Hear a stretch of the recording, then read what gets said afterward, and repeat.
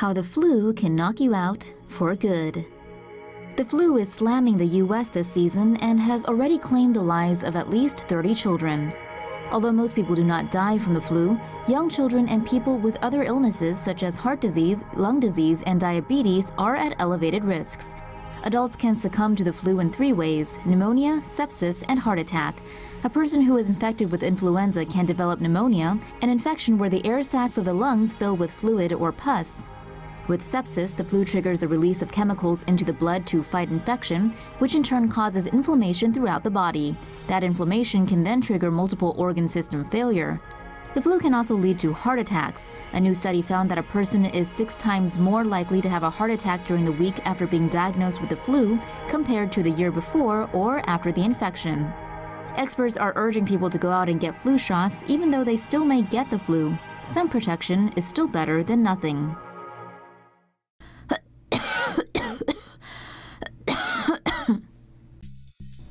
This flu season in the U.S. could be a bad one. The flu has arrived early in North America as officials worry this season's outbreak could be severe. According to the CDC, the percentage of patients reporting flu-like symptoms reached the 2.2% threshold by late November, indicating flu season has begun. Experts believe the U.S. could be hit hard by the H3N2 strain this year, which the flu vaccine was found to be only 10% effective against. Flu vaccinations cause the body to develop antibodies in about 2 weeks. These antibodies then help fight against viruses in the vaccine. The seasonal flu vaccine is designed to protect against influenza strains researchers predict will be the most common during the upcoming season. Guess they didn't predict too well this year. Anyway, you should still get shots as the vaccine still protects against other flu strains. Don't kiss your pet turtles, okay? Pet turtles are being blamed for causing an outbreak of human salmonella infections in 13 U.S. states. 37 people from 13 states have been infected with Salmonella agbeni that's been linked with pet turtles. According to the CDC, all turtles carry salmonella bacteria, even if they look healthy and clean. The bacteria can even end up in the water they swim in. Kissing the turtles or placing them near the mouth can contaminate humans with the bacteria. The FDA has banned selling and distributing turtles with shells less than 4 inches long as pets since 1975. The CDC also recommends that households with young children should not keep turtles or reptiles as pets. Infection outbreak across the U.S. tied to Petland puppies. Bought a pup from Petland recently? Then you may want to watch out. The CDC says 55 people in 12 states are showing signs of a Campylobacter infection. 13 people have been hospitalized. The outbreak has been linked to puppies sold in the U.S. pet store, Petland. People contract the disease via contact with the infected dog. Symptoms include fever, stomach cramps, vomiting, bloody diarrhea, and usually last 7 days. The latest strain is also seemingly resistant to antibiotics.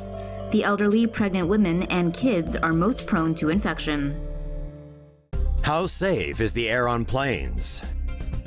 A new study reveals that the poor air quality on commercial planes could make frequent flyers sick. Bleed air systems have been widely used in commercial aircraft since the 1950s. When air is sucked into the engine compressor, a small portion of the compressed air is redirected through valves into the cabin air conditioning units, where it is cooled and mixed with recirculated cabin air.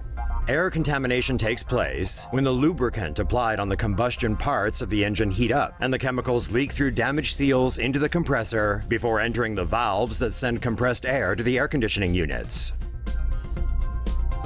The filters in the units are designed to remove bacteria, viruses, and dust. However, they cannot remove toxic chemicals. Constant exposure to such contaminated air may lead to aerotoxic syndrome, of which symptoms include runny nose, vomiting, severe headaches, and even memory loss.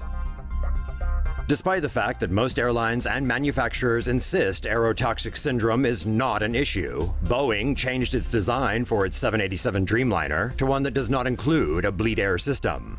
The company claims the new system would help passengers arrive at their destinations fresher.